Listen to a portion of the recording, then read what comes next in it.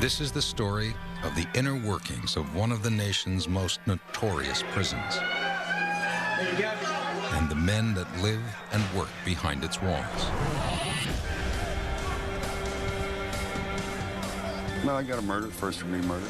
I kind of hunted him down, found him one night, and that was all that took place. There was no more after that. He was gone, and I got caught. I made that final choice. I went in that place, and I shot that man. It was my responsibility once I put that gun in my hand. It's plots and subplots, and that's what makes prison great. You know, it don't get any better than this. You know what? I couldn't stand to work in a factory. There's not enough excitement in a factory. Taking a shower? Yeah, that's what you're doing. Hey, you're getting all your dirty water on my chair downstairs. What's up with that? Hey, you think that's funny? I don't want to have to walk in your stuff. Do you understand me? You're disrespecting everyone by doing that, all right? Don't do it. Over a 30-day period, the inmates and guards' lives will become dangerously intertwined as the prison faces one of the largest riots in over 20 years.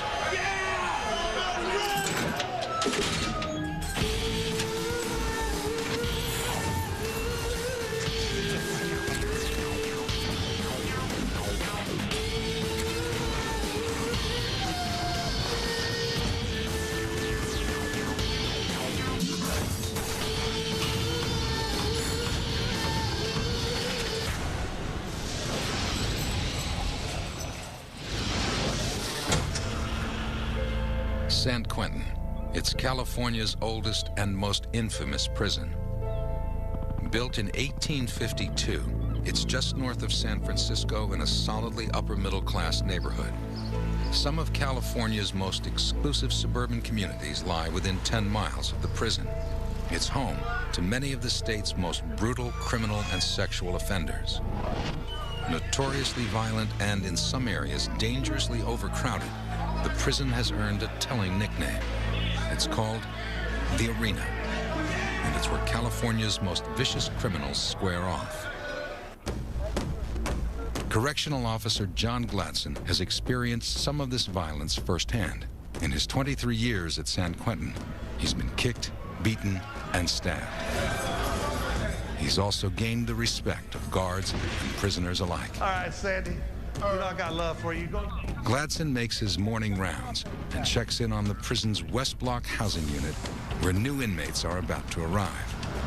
All of the inmates coming into West Block are fresh off the bus from the county jails. Most of them have been in the prison system before and are back on parole violations. These guys just got here from county jail. Most of them were violators. Very few first-termers in that group.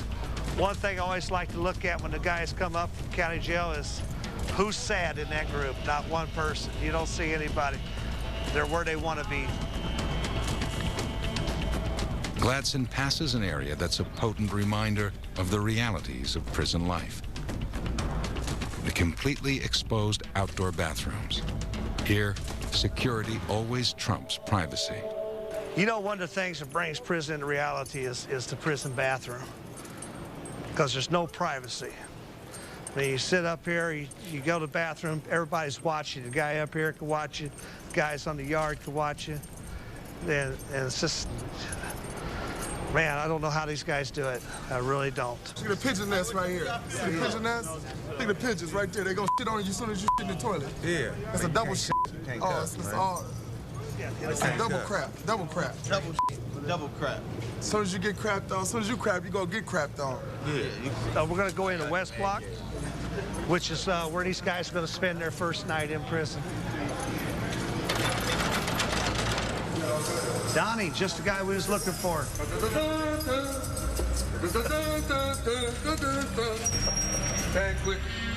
Officer Danny Atkins heads up the reception center. He's here to handle the basic needs of new inmates, and that can be a tall order. Fresh from the streets. These are men who need help. They're physically wore out, they're drug-ridden, they're hungry, and we have to fix them. We have to repair them. They come in here, the first thing they ask is to get their teeth pulled, many of them. They're on, the different drugs. They lose their teeth. It's a great thing here. It's amazing. This is the revolving door. It's Excuse me, folks. West Block Atkins. West Block inmates receive their first meal here in the mess hall. There's always an increased potential for danger at chow time. That's because it's one of the few times a day when large numbers of inmates are out of their cells simultaneously. Okay, this is the breakfast tray that the fellas are getting right now. It's got grits, 2 hard-boiled eggs, potatoes, 2 slices of bread, 2 bananas, and a milk. Punctuated by menacing gestures or humorous outbursts, meals are rarely uneventful. I want to tell all the kids out there, you don't want to be like me. You don't want to come to jail. Because if you do, your life is going to be like an A. The police going to eventually crack you. As West Block inmates leave the mess halls and return to their cells, the potential for violence is at its peak. This is our worst moment right now. Right now, this is the moment when a whole tier will erupt. This is a bad time. We have our gunner up above us just in case for these moments. The goal is simply to get inmates back into their cells without incident. But it's complicated by the fact that, unlike in newer prisons, San Quentin's guards must actually lock each of the over 400 cells by hand. There's also the problem of stragglers. Since most West Block inmates spend over 20 hours a day in their cells, they're in no hurry to get back to them. Many find creative ways to steal an extra moment of freedom. Junior, go on down, brother. Don't make me demonstrate the box. Let's go. Who are you working for? Who are you working for? You are not working for nobody, right? Put your hands on the wall. Where do you live? 524. What are you doing down here? Sweeping. You're out of bounds. You understand that? Yes, sir. You're in 524? Yes, sir. Take it upstairs now.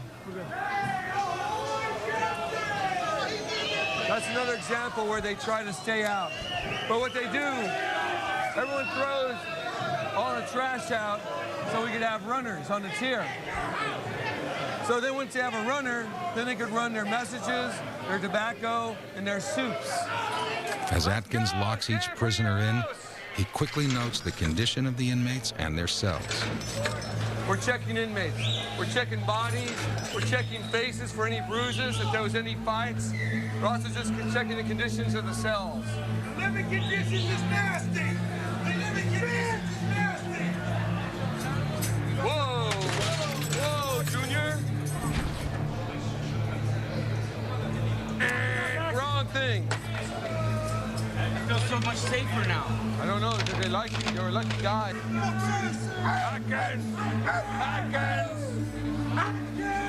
Most of them would be a frequent flyer here, a return.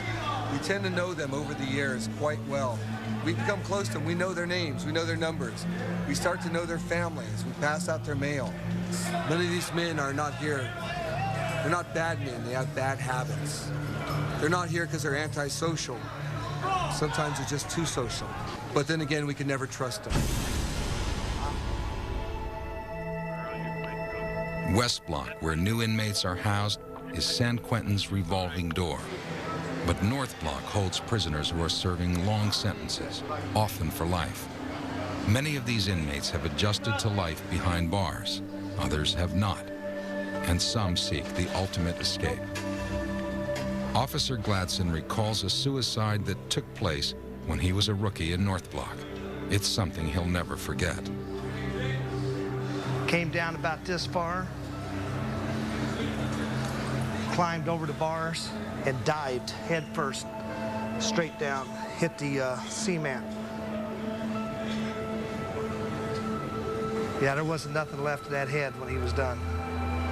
It was nasty. Most of the suicides are hangers. They hang themselves right off the bars. Tie the rope around the bar right in here and put it around, and then they just lean down. I mean, they're serious about it. For some inmates, life in North Block can be structured and peaceful, worlds away from the chaos of West Block. And North Blockers who maintain good behavior and clean records enjoy special privileges. They can spend much of the day outside of their cells, which they're allowed to customize. David Marshall is serving a life sentence for first-degree murder. He gives a tour of his 4.5 by 12-foot cell. He shares it with another inmate, his cellie. This is cell 4100 in San Quentin, and this is where I live temporarily for now. I don't have a great view this evening. All right, this is our lovely sink where we shave and do our thing, and we wash up in the morning. And this is our little cabinet that we had done for us. I'm sitting on the toilet. This is our toilet right here that we have. So this is basically our kitchen and our toilet area where we go. Our spice racks over here for our food, because I do a lot of cooking. Being a wop that I am, I gotta cook to eat. I hope my porch is clean. We have a tier tender that comes by and sweeps. David is serving the 23rd year of his sentence. He recalls the events that led to his incarceration. Well, I got a murder, first-degree murder. I got into a little drug trade and started selling dope on the side. And a little robbery took off against me, so I took it personal. I kind of hunted him down, found him one night, and that was all that took place. There was no more after that. He was gone, and I got caught. You know, he got what he got out of me, and I guess I got my redemption, but my redemption got me a life goddamn sentence. David's actively involved in rehabilitation programs. He hopes this will weigh in his favor when the parole board decides his fate later this month. I hope you fellas have enjoyed my La Casa, as they would say in Spanish. And maybe you'll come back again, and next time, oh, would you like a soda or something with some ice? You guys kind of thirsty? Sure. Okay, let's cut it up then. Let's get some out. Let's get some going here. Let's get that ice out. Some long-term inmates pack their tiny cells with creature comforts. But inmate Kevin Hagan keeps his as simple as possible. Constant reminder of the harsh reality of his situation. I don't want to call this home because it's not my home. It's not my home. I'm in transit here, is what I say. And it's a place where I dwell. It's my dwelling for now, and I try to make it somewhat comfortable, but not too comfortable, because I never forget where I'm at. As a lifer, Kevin's been incarcerated for over 20 years. He recalls the horrible moment that sealed his fate. Started hanging out with these guys and little drug use here and there. I ended up going on a robbery. So I went to rob this guy, and the robbery turned bad. And you can say you have no intentions of doing anything, but when you're going with a gun, anything can happen, and I shot him. You're going to carry the burden always that you took another man's life. And I think it's real important that you don't forget that. I strive and I live from that action as well, so that I don't ever become that person again. There are over 600 men living on death row in San Quentin. All of the inmates here have been convicted of committing heinous crimes. And here they'll pay the ultimate price. Lieutenant Samuel Robinson heads up the Adjustment Center. This is where new inmates live until they adapt to life on death row. It's the most violent place in all of San Quentin. I'm locked away for 8 hours with some of the most violent people in the world. I say you come in with your game face on.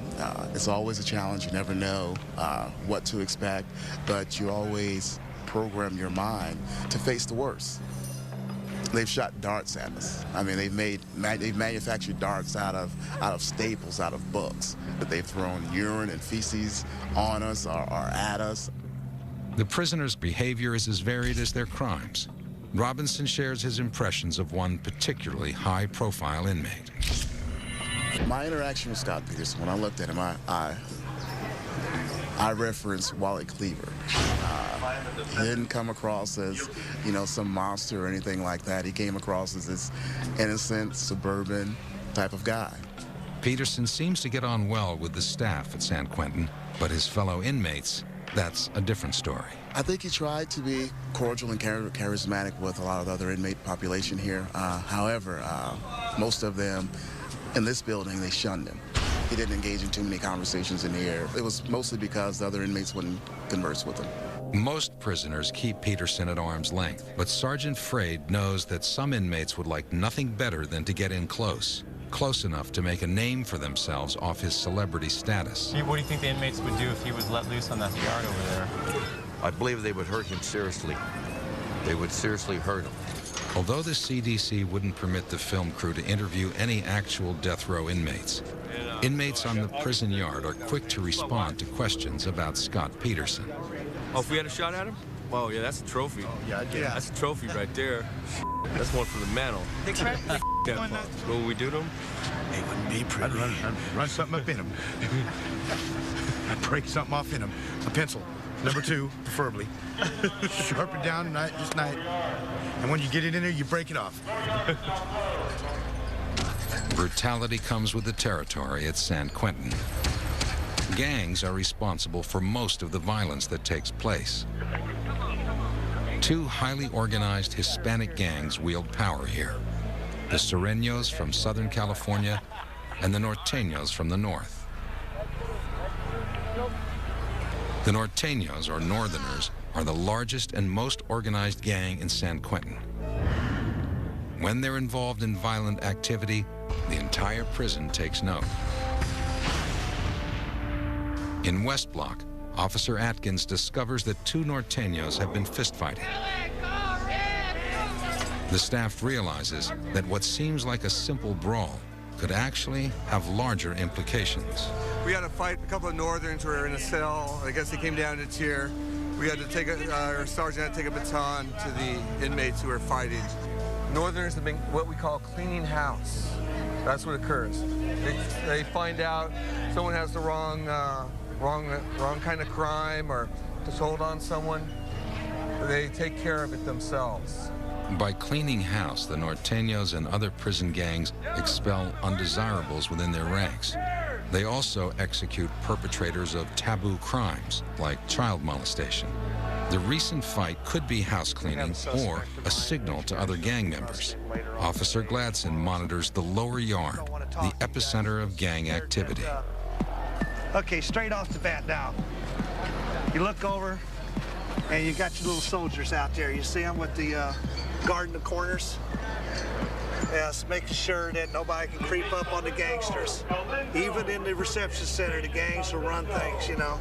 That's what's going on right here in this corner. And I'm sure if we went around, the white boys and the black guys would all be doing the same thing. Everybody's got their little gangsters out, but nobody does it as obvious as the Northern Hispanics right here. Prison is a complex world unto itself, a world that gangs rule. Inmates segregate into various gangs upon entering prison, and the gangs determine their individual status within the group. At the very top of the hierarchy are the gang leaders. They're called shot callers. Basically, the way the system works is people come in by counties, and you go by your counties, and they have one shot caller that rules the county that you're in. And basically, if any goes down, all the shot callers get together to have a shot caller meeting, and then it gets determined what goes down, whether we're gonna fight, or somebody gets stuck, or whatever. You know what I mean? What's going on. This could be a dangerous place. It's just that it's how you carry yourself. You know what I mean? And there's a lot of stupid going on. You know, people come in and you run their mouths. And gets handled. You know what I mean? How does it get handled? It just gets handled by the hierarchy, the shot callers. There's the ones that throw down the law. When shot callers call for violence, gang members make weapons out of whatever materials are at hand. Stabbing instruments or shanks come in all different shapes and sizes. With necessity spurring them on and plenty of time to craft their creations, prisoners become ingenious weapon makers. This is a newspaper that's been rolled up and been manufactured into a spear. Has a long shaft on it, and on the end here for a tip, it appears that they've used some plastic to heat up and sharpen and roll to a point. One of the reasons that they don't serve steak inside the institutions anymore is because of the bones, which can be manufactured into weapons. And this is one here where it's been sharpened to a point, and they actually use it as a stabbing weapon. San Quentin staff confiscates hundreds of shanks every year. Most fights never come to the guards' attention. but it's not uncommon to find inmates with stab wounds. Some wear the scars as a badge of honor. That's the one right there. Right there, right? Okay, y'all got stab wounds? Yeah, I got one right here. Here's mine right here. Here's mine right here. What kind of weapons? They use Pencils. Break them off. pencils by ass. Here's a knife. Was this all in prison? Prison. Yes. Prison. What was it over? Kill Whitey. Kill Whitey. Kill the white man. You know, I tried to kill it. Can't tell you that. Can't tell you that. First. Can't tell you that. No. We can't do that. We can't do that. What do you mean? Because I didn't get caught. They didn't catch me. That's the theory. I sewed myself up. Not everyone enters prison intending to commit violent acts, but for some inmates, it's the only way to protect themselves from shot callers. You know, a lot of times the guy who's doing the stabbing doesn't want to do this, but he's forced into doing these things. You know, like the gangs put it to the guy. They'll say, you know what, since you're real good friends with Joey, we want you to stab Joey. And if you don't stab Joey, then we'll stab you. So guess what? Joey's going to get stabbed.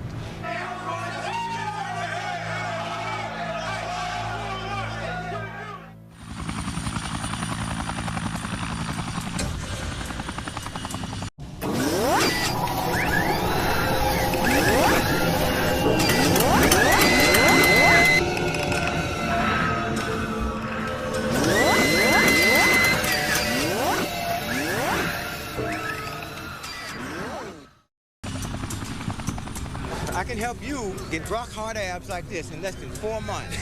All you have to do is try out my routine, but it takes... Present yourself, young man. Present yourself.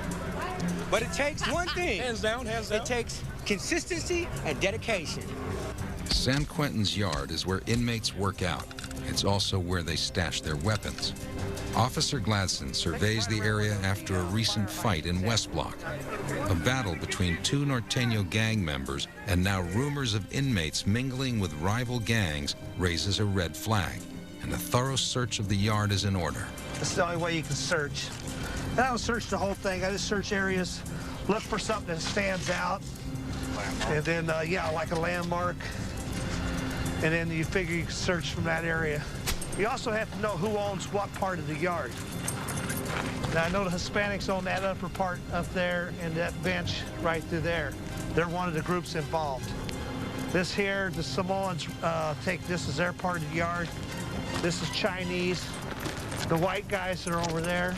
So we'll search that area real close. I'd like to look at that fence line out there. This in front of this building that they just put up. That would be an excellent place to look.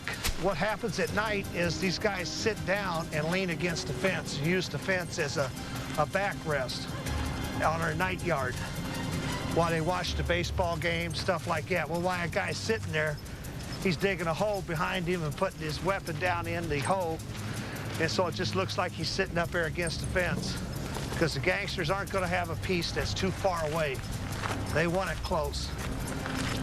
At any given time, I'd say there's 10 or 15 pieces down this lower yard. It's just that we find them. These guys find pieces down here every week. It's just being able to come back and get it the next, you know, where they're going to hide it tomorrow. So it's a game, and we play it. You know, that's their job, and we do our job. Correctional Officer Eric Davis finds 2 items of immediate concern: a shank and what's known as a kite, a small note inmates use to communicate with each other. You see how small they print it. Well, it's just like, I'll take it into the squad to have them look at it and find out whether it's something or it's nothing, but it's just some little key words that kind of catch your attention, like it says on here, yard, or on another piece it says respect, and you know, another part says, you know, be careful. And then this was just found hanging off of the fence. It looked like somebody had worked it. You don't know if they took it to be weapon stock. That's what they took it for. See how easy that could be made into a nice piece. This even being better since it's rounded, they don't have to worry about it stabbing them in the wrist. Investigators will examine the shank and the kite for any clues as to which gangs are involved. With this latest development, the guards are now on high alert. By him getting that and getting that piece, he has stopped somebody from having a bad day, all right? Because that piece would eventually ended up inside of somebody. And, you know, that's just a piece of prison steel going into a person's body. And so, you know, Davis don't realize it, that he just saved somebody a little grief, okay? Maybe saved two people a little grief. It doesn't feel good having a piece of round metal stock going into your body. The potential violence is quelled for the moment, but the threatening words on the kite still trouble Gladson. So he heads over to the prison canteen to monitor food sales. They can tell him a lot about the current state of the prison. In San Quentin, actions speak volumes. If prisoners are hoarding food, guards have reason to expect a major incident. Inmates stock up so that if the prison gets locked down, they'll have extra food in their cells. That's just a 7-Eleven never gets robbed, okay? You can buy all your little stuff here. Their cosmetics, their food, things like that. This is a place that we watch real close. Lets us know this is another indicator place. If we see the guys stocking up on all food and that's all they're buying, then we know that we maybe have an incident coming. As inmates stock up, the guards know a storm of violence may be on its way.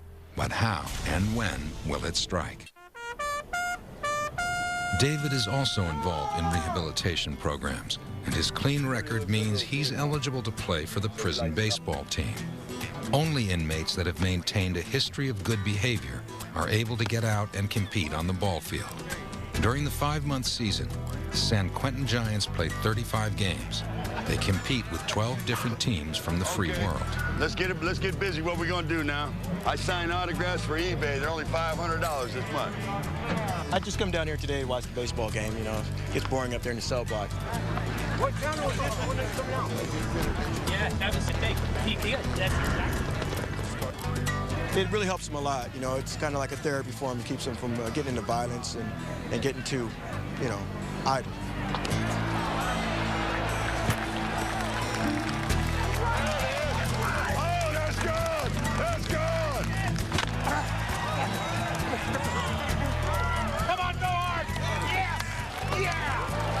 Got David Marshall out there that's 51 years old, and you can watch these guys play, and at one time, they were pretty decent, you know, to above average ball players. And now they're just old ball players. Lucky that fence got barbed wire on it. I would have reached over there and got that thing.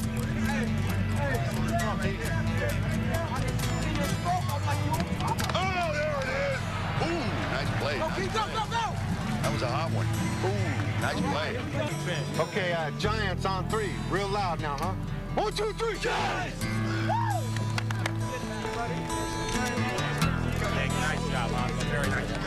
See you next year, huh? Thank you. Hey, still on the job.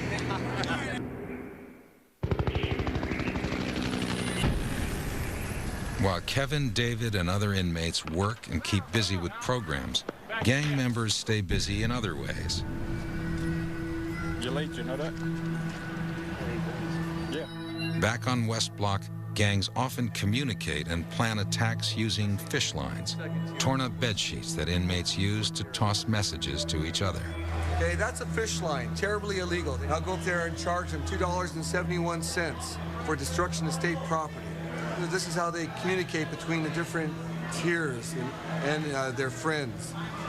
And what they'll do is they'll send that fish line, that little scroll, down to the shot caller.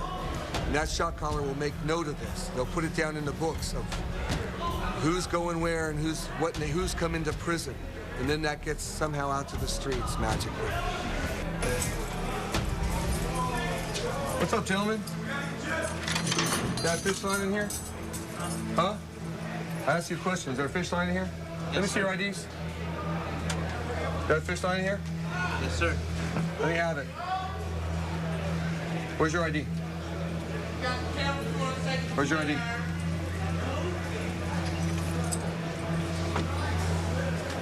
You know fishing is illegal, right? Gonna have to charge you for this $2.71, right? It may seem puny to you, but every night I gotta put men to bed without sheets. And you guys wanna rip them up? It's against the rules. Not on this fish line, which may seem insignificant, but they could go ahead and put a shank on there. They could go ahead and put their drugs on there. They could pass that note that someone's gonna get hit. This is what we have to fight. It's the small things that we have to be aware of here. Since the altercation between the Norteño gang members, illegal activities have been on the rise.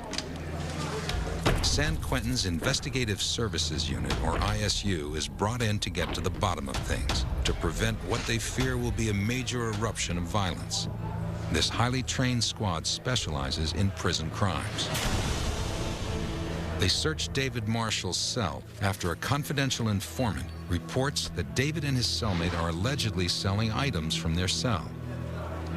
If found guilty, David could lose all chance of ever being released from prison. I guess they searched my house or something. Didn't find nothing because I don't need dope or nothing like that, but we tore it up. So, I got to go ahead and straighten it up. Now I got to go probably urinate in the bottle for them. Probably due to my celly, I don't know. I have no idea. I'm kind of upset, but, get over it. David's cellmate, Bruce Cooper, is a member of the Hells Angels. And David believes that's the reason the squad has targeted their cell.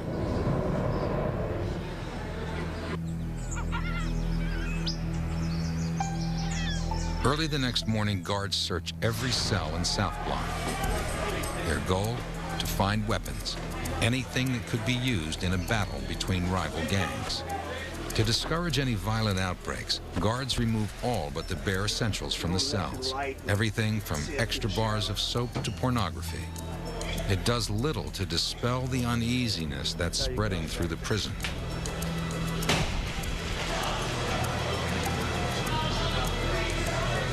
The fellas hate this search where we're taking everything out. So this is another reason why we do it, is because they don't want this. So this is the thing that now maybe they'll think second, 2 or 3 times before they want to go ahead and get stupid. Newspaper. Huh? What do you think of that? That's just a newspaper. And it's rolled up so tight that it can make a club out of that. Now, you remember I looked up here and he had the Bible? Now, why does he have 2? There's people around here that don't even have 1. So, it just makes me suspicious of this guy, why he would have 2 Bibles. He hasn't found that much religion since he's been in prison. Yeah. Throughout the prison, tempers flare and tensions are on the rise. I think that we got a problem. I think that something will eventually happen. Don't know what shift it'll happen on. Probably happen at night on 3rd watch when it's 2 to 10. Varian White gives voice to the frustration of the inmates.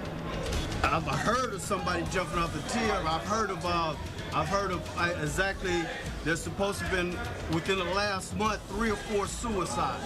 Their only concern, if you tell them, is I'm about to kill myself or I'm about to kill somebody else.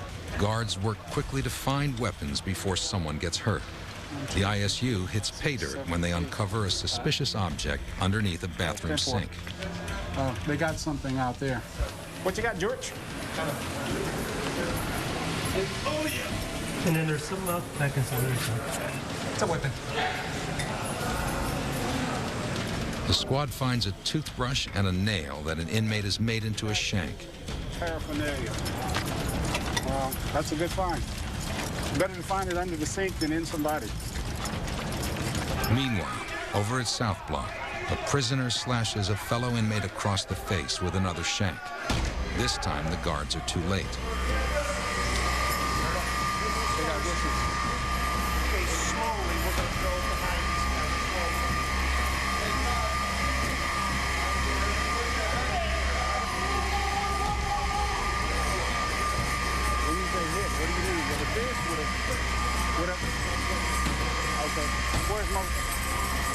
Where's Officers quickly search potential suspects for any cuts or scratches on their body. Off camera, an officer speaks to the victim, trying to get information on the assailant. I mean, you're not guilty of anything, okay? You're a victim here. You're a victim, so there's nothing that we can do to you. We just want to get the guys that did this, so nobody else will get hurt. But if you're not going to help us, then we're basically done. The victim isn't willing to give up the assailant. Gladson fears the worst. Gangs have squared off. Word has come down from shot callers, and it's only a matter of time before the prison erupts into chaos.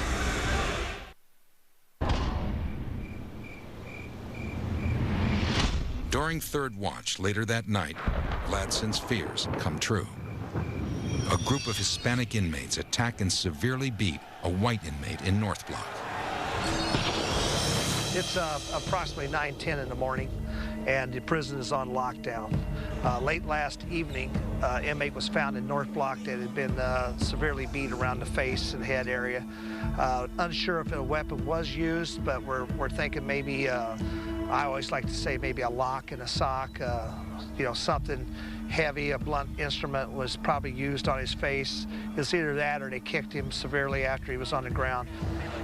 By 10:30, the investigators will know what happened. As new details come to light, Gladson gets the latest version of the previous night's incident.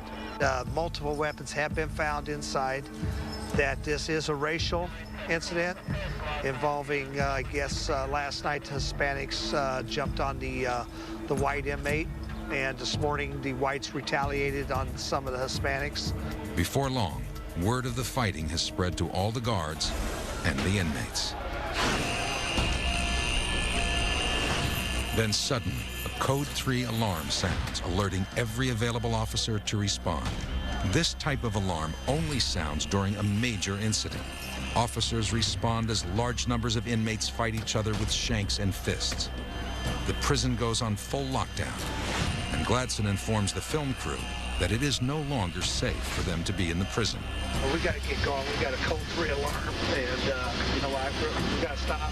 So I can't really guarantee you safety. So let's go ahead and get out of here. Where are we going? Gladson rushes the documentary crew out of the prison. For security reasons, they're not permitted to return until days later. Yeah, as soon as this is all over with.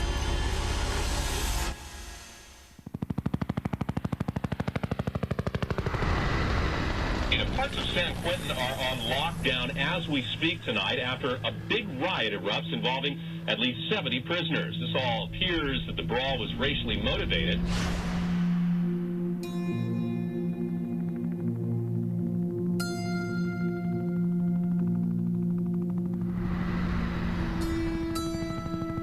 Four days later, after the riot subsides, the prison allows the film crew back inside. Well, it's about 11 o'clock in the morning, and a few days ago we had a major riot down here in the, this is the H unit. This house is the level 2 inmate. They're actually not supposed to be as violent, but it turned out that they got extremely violent. When everybody just got finally all back inside the dorms and were laying down, and they caught a guy and they sliced him underneath his, started at his ear over here, and followed his jawline around. Now, I believe they were trying to cut his throat, but he probably ducked his head because they followed his jawline all the way around and stopped over around here. Then there was another guy inside the dorm, and he got hit in the head with a blunt object right about this area. It busted his skull up pretty good. These guys knew what they were doing. They had the showers running. And the reason that they had the showers running, so when the pepper spray started coming, they were jumping over the barrier and just jumping into the showers and getting the pepper spray washed off of them as fast as possible. Oh, they don't want to be on the okay. Most inmates will not speak about the riot. However, a Hispanic inmate asks to be interviewed. But before the interview begins, he's called away by a shot caller. Okay. All right. Sorry. All right, thank you. Okay, what's happening is homeboy's getting reprimanded for coming up and approaching you guys without permission. He's in a little gangster clique, and now that he's over there getting reprimanded, He'll probably have to stand over there all day and make sure nobody approaches them as part of his punishment. You know, so he's a kid. He's a little kid. Just like what your mother used to do to you when you were young, make you stand in the corner, they're going to make him stand over there in the corner. What a joke. For several white inmates, the reaction is more hostile. So why did the a Mexican guy beat up a white guy? I mean, what are the reasons these things happen? There's about 1,000 reasons. You're getting into day-to-day politics, homie, and you're out of bounds. That's all I'm going to tell you. Yeah. Okay? Day-to-day politics, man, you're out of bounds. Don't ask me. I ain't going to tell you. You know? Why? Because I just told you. You're out of bounds. What does that See, mean? now you're out of bounds by asking me again. I told you I'm not going to answer you, and you come right back and you ask me again. It's because now you see, if you was an inmate, you know what? That would be disrespect. Right. And okay? that starts it right there. You know, but I know you don't know no better. Right. So I'm going to explain it to you one more time. Some of the that goes on in here, man, is day-to-day politics. A black inmate explains why loyalty plays such an important role in prison politics. We all have friends in other races, but you never forget where your loyalty lies. You know, you might be in a riot with somebody that you broke bread with out on the streets. You know, it happens. You might have to take somebody down that out on the streets, you know, you and him share drugs or something. David Marshall has learned to accept fighting and rioting as just another harsh reality of life behind bars. That's prison. Everybody down. This is prison. It happened.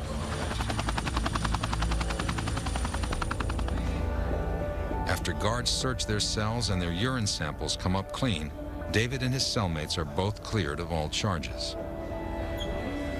Yeah, somebody dropped a note, a kite, as they would say. Somebody was telling, saying that we had tobacco and jewelry. There is no, you can't have tobacco anymore as of July 1st. They said we were selling tobacco and buying jewelry. So that it turned out to be false. Now with a clean record, David will face the parole board in only 2 days. Kevin must wait several months before the state determines his future. My whole thing with prison is this here. You can lock my body up. You can't lock my mind up. You can't lock my heart up. You can't lock my spirit up. I'm not going to give you that.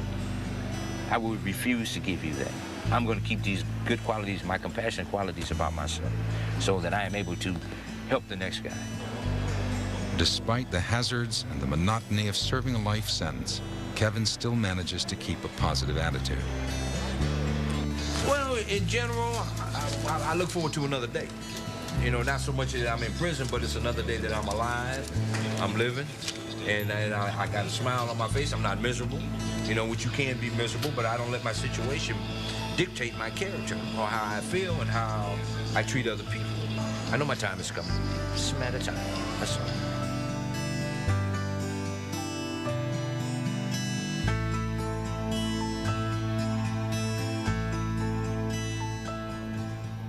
David Marshall is nervous about the upcoming parole hearing. They just denied 3 guys this week, 20-something years in. Another guy had 17. Got a couple more guys coming up with 20-plus years in, going to the governors. That's the part we don't understand. The parole board has denied David in the past. Their reason? His crime, stabbing another man to death, was simply too heinous. Would you consider your crime heinous?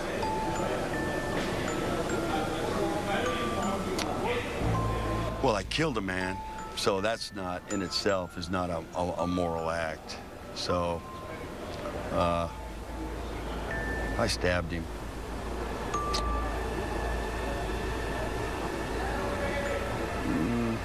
I killed him. So I'd have to say, you know, just probably, you know, just killing him. That'd be heinous, just to kill him.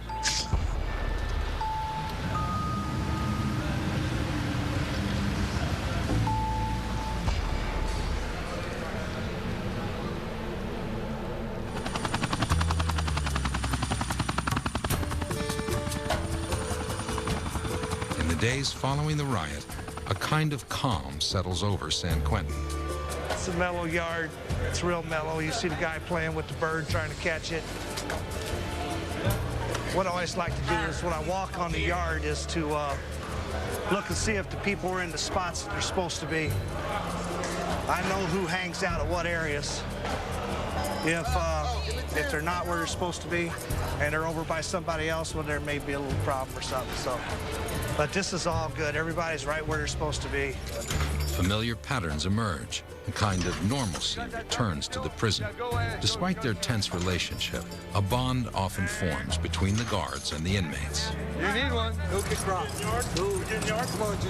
No, we're not. Come on. Brown Valley Red, baby. Welcome back to West Block. This is a world that most people just don't understand. And the way we deal with inmates is a way it's different than maybe on the streets. This is an entire population of people that just, for some reason, just didn't quite do maybe what their parents said or what they weren't supposed to do in school. You know, they did the wrong thing. Yo, what you waiting for? Waiting for our homie. You may go now. I won't get mad. Stop it, young man. Stop it, young man. Comb your hair, eh? I get paid a lot of money to take a lot of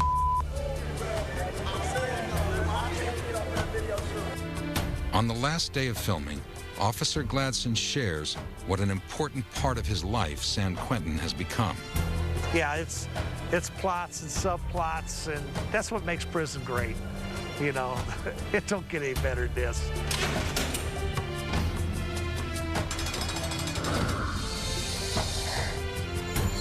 That bell rings for count every day at 4 o'clock in the afternoon. Every day. I've never seen it the bell not ring at count time. That's tradition. That's what San Quentin has that the other places don't. This place has tradition. And I don't think I'll ever leave it.